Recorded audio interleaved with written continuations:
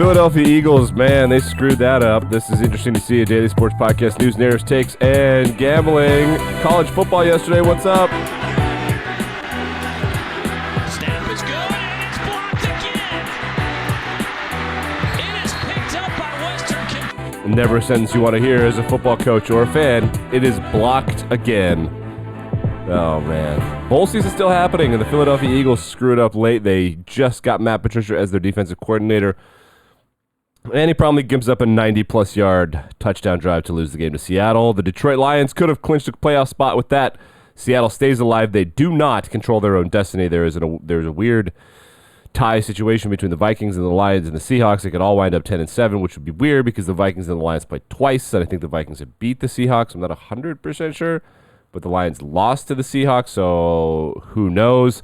Seattle getting into the playoffs going to be it's not going to be impossible. They have some weird games coming up. There's just some gross games that no one should have to watch ever. The Seahawks are playing at the Titans. Oh, gross. And then you can't even see at the bottom of the screen. They are playing home against the Steelers. Yuck. What a horrible way to spend your New Year's Eve. And then they're going at the Cardinals. Again, gross. They could beat the Cardinals, but I'm sure the Cardinals ownership is going to make a phone call and be like, hey, lose this game. Nope, don't ask questions. Lose the game. Epic comeback from Western Kentucky.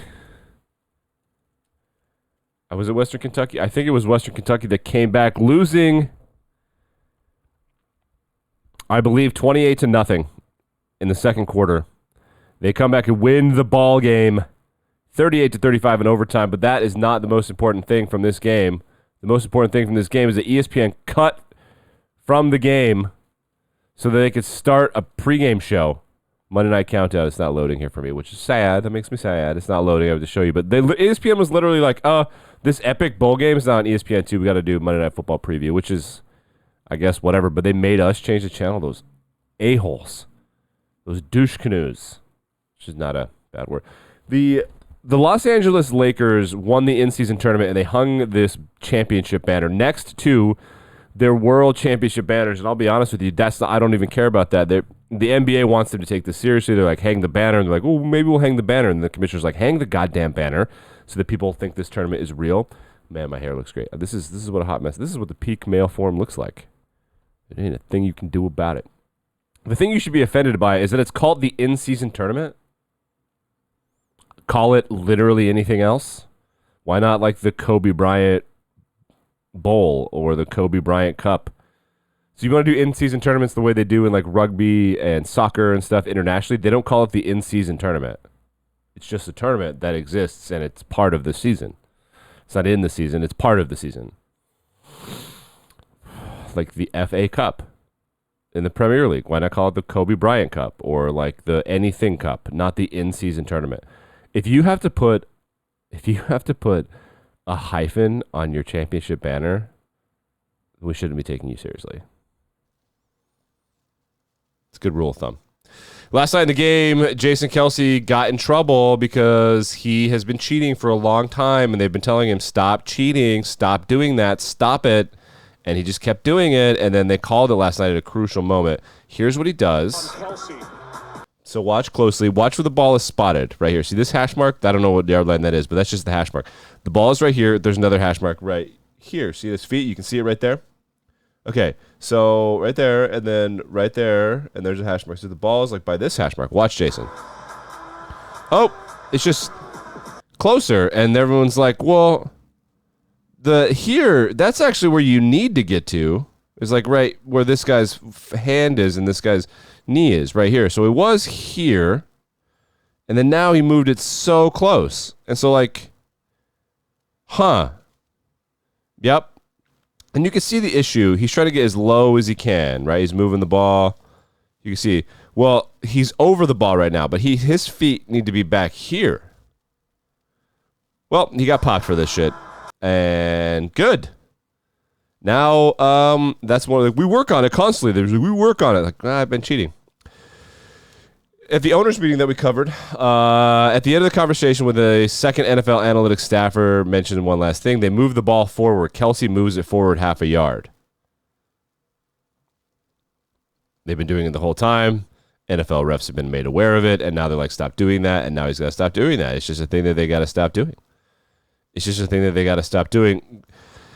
Vicious hit on Sunday by this guy, DeMonte Casey, who's been suspended for the rest of the season. That's, 4 games left for the Steelers. Just watch this live. This is horrendous. Boom. Tom Brady, nobody thinks that this should not have been a suspension. However, Tom Brady's like, back in my day, quarterbacks would take the blame for that. He was like, stop throwing the ball to guys like this. Because the defender, I will give Tom this. Even though this is not what you want to see in football, part of the situation is like, it could be accidental many times, at which point it is the quarterback's fault. Drew Lock after last night's game, what an emotional interview. So cool. Everybody liked it. This is going mega viral today. Let's just play the whole thing just for you. Can you just describe what you're feeling in your heart right now? Yeah, it's so hard. It's so hard to describe the feeling of, not playing for so long, or at least what feels like a really long time to me. And then you sit there, you watch games, you wonder, can I do this still? I haven't been out there on the field. That's the human nature of it. You get back out there last week, I'm like, you know what? I'm the man still. I can go do this. And then you got another test this week where I didn't know if I was going to play or not. Sure enough, ended up playing. We're playing the Eagles tonight. And the boys around me rallied tonight. And it just, gosh, it feels... What a cool thing. I just, you wonder if you can still do this. Like, I'm the man, I can do it. Geno Smith went through the same thing, sitting on the bench, hopping from team to team as a backup. Got his spot. And now, apparently, super happy for Drew Lock. Nobody knows what Drew Lock is going through better than Geno Smith, I would say, and other people that have been through that. But, my goodness. Malachi Nelson, who was the number 1 overall recruit in college football, is transferring after sitting on the bench behind Caleb Williams for some goddamn reason. I don't know, man. College football has gotten... It's weird because starting about 10 years ago when I was watching and I was a big fan and I was in college, I was like, this is just a weird, dark aura where the next 20 years don't feel like they're going to be as good as the last 20 years. And it's just, there's just a darkness over college football that's just like, I don't know. It's weird. And it's not like players getting paid is fine. There's just a weird lack of tradition and community. It just is, it's not, and it's not about money. I don't like the players should get paid. I think that's true. I definitely think the name, image, and likeness stuff, that was a good ruling by the Supreme Court. You should get to own your name. Companies can't take that away from you unless they pay you and take it away from you, that's fair. I mean, players don't get all of the money from their jersey sales. I don't think they get that much, actually. But there's just an ominous darkness. And now the number 1 overall recruit is transferring because I guess Caleb Williams wasn't successful enough at USC. He's only going to be probably the 1st overall draft pick, an insane Heisman Trophy winner, and had a great time. And now where's he going to go? Georgia? Ohio State? It's just a bidding war. And the thing about these guys, he could be the number 1 recruit in the country, but the reason I don't think this NIL money thing is going to be that big a deal is because he still could suck. It happens all the time. You never know like what's going to happen with these recruits. He could suck. He could absolutely blow. The number 1 overall recruit in the country, Dylan Raiola, who I've been trying to figure out if Dylan Raiola. Hold on, we got to figure this out. Dylan Raiola, is he Dominic Raiola's dad?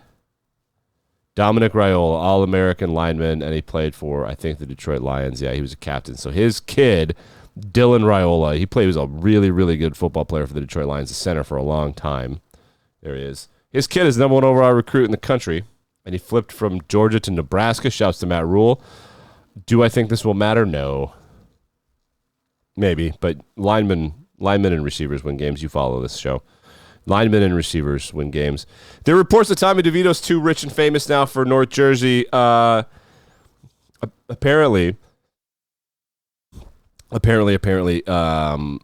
$10,000 to book him at a thing, and a pizzeria booked him, and then the DeVito people were like, the price went up to $20,000, and now he can't appear at the pizzeria. Tommy, go to the goddamn pizzeria. That's supposed to happen today. We'll be covering this story exclusively. Man. We knew that the DeVito thing had to come to an end at some point. I thought it would come to an end because he's bad at football. But one more win, he could be a backup for a long time. Because remember, he's not a backup. He's a third stringer. They're playing him because the Giants are kind of winning and they're interesting. it should be Tyrod Taylor for sure. But Tyrod, man, what an unlucky guy that guy's been. Get a chance to start for basically half a season, and Tommy DeVito takes it because you get hurt. It's tough. Oh, man. Shouts to the Lakers. Shouts to the Lakers. In-season tournament. The first annual in-season tournament champs. Hang the banner.